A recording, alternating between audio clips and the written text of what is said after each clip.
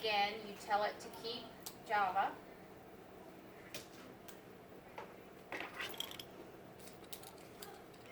And then once Java loads, you open Java. And you tell it to run. Now, here is where the difference lies. Because when you enter through Studio Valve 4, the project number, your username, and your password automatically populates. And so you don't have to enter any of that information. But when you go in the back door, you do.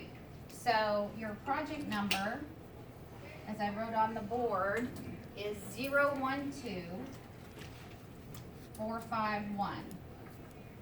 And then you would enter your username and your password. But that is only if you go through the back door. You don't have to enter all of that when you go through Studio Valve 4.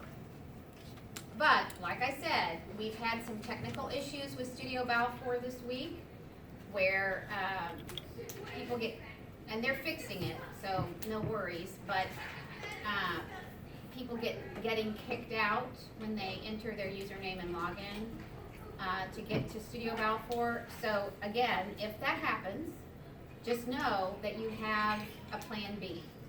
Okay? All right. So how far did we get last time?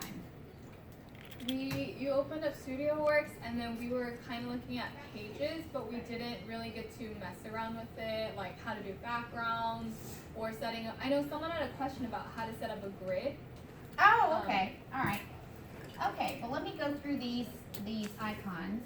This is called the hamburger, or the refrigerator, or in technical terms, the full menu options icon. But a lot of stuff lives underneath those three horizontal lines. And one of them is to set grids and columns. Because on your login, unless you set grids and columns, you're just going to see blank white pages. So you don't have to set grids and columns. It's whatever your teachers want you to do. So, but these are my preferences. So if you want to do that, you go here and you go to View and you go down to Preferences. And when you click on Preferences, if you want a Pica guide, a grid, you go to Guides and you're going to click Small. And then if you want columns, again, that's up to you. If you don't, then you can just click Apply. If you want columns, typically you're going to want 4. Your column spacing is going to be 12. And you can leave the number of rows at 0 and the row spacing at 6. And then you click Apply, and then you click OK. And then every time from now on that you open Studioworks, your blank page is going to look like this.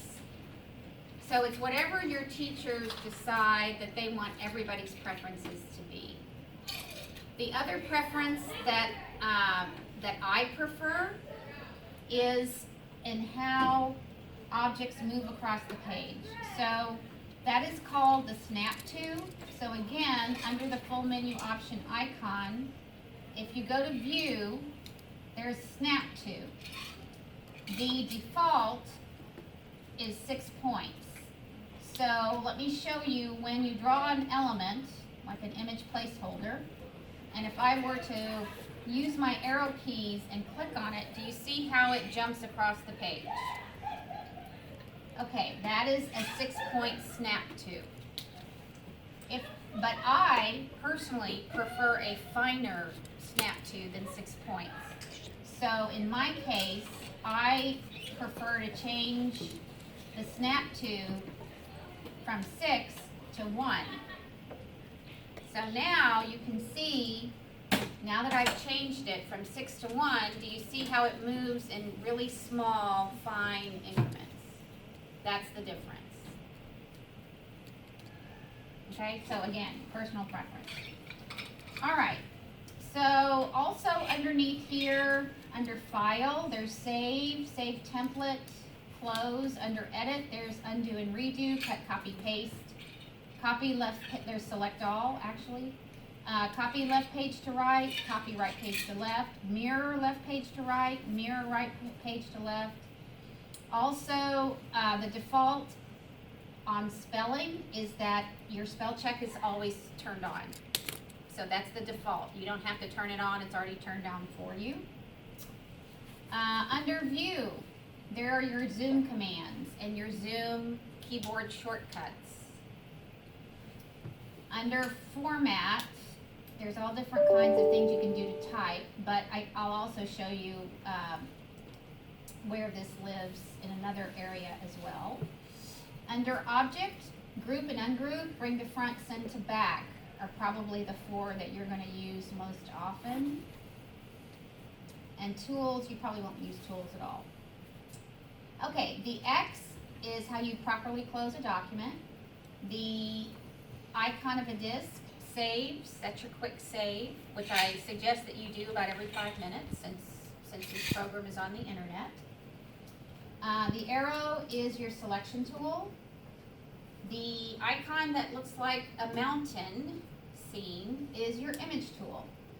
So to get an image on your page, you draw an image placeholder, however size, whatever shape that you want it to be, and then you're going to go get an image. You can either drag and drop from your desktop, you can drag and drop from a thumb drive, or you can upload your pictures first, which is what I would suggest, to Studioworks, and hopefully your advisors will create a photo file management system. Did I show you all that the last time I was here? Okay, so let me show you how you do that.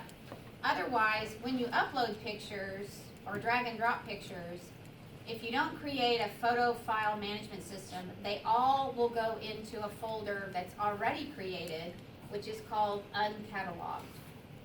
And so eventually, as you are dragging and dropping photos or uploading photos or whatever, you might have 1,000 pictures in there easily. And the photo file management system, once you start creating these folders and subfolders, allows you to upload pictures directly to a labeled folder that might be labeled by content or by grade level. Maybe first day of